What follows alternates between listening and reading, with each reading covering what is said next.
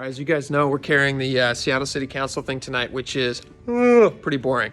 So, no, it's not. So this is a pumpkin in the office, and I know it's for decoration, but if they're gonna ask me to sit here for an hour and do nothing, I'm not gonna waste my time. Matt, see this pumpkin? Yes. What should I decorate it as? You should do a Charlie Brown theme. Okay. What's So that look it's- like?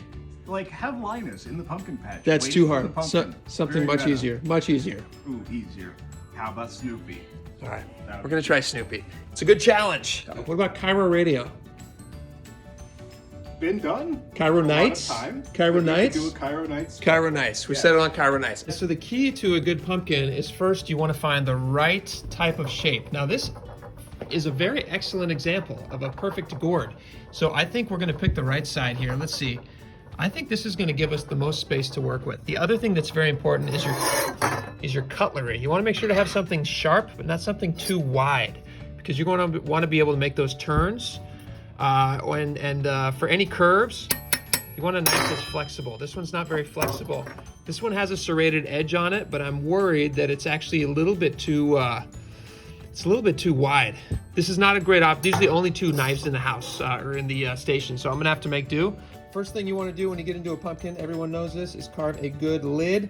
You got to poke down hard. There we go. So here's a little trick when you're carving a pumpkin.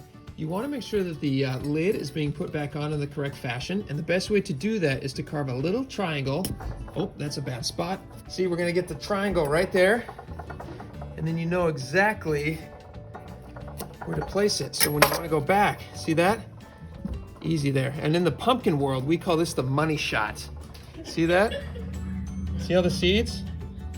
So there's a lot of different methods for cleaning out the seeds. A lot of people like to use a spoon, and they like to try to avoid getting their hands dirty, but I find the best way is just to get on in there and get as dirty as you can. Look at that. Look at all these great seeds. Oh yeah, gross. But it smells, well, it smells like a pumpkin.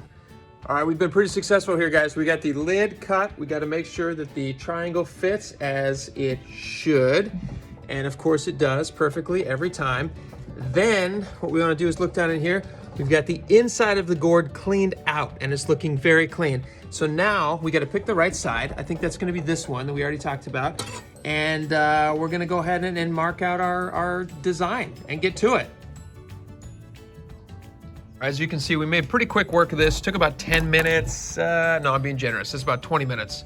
We sketched out a thing, and then we cut it out. What do you guys think? It looks a little crazy, but when there's gonna be some light in there, it's gonna be just beautiful. It's just gonna warm your hearts. And here we go, the final product.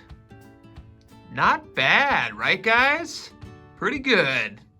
Happy Halloween.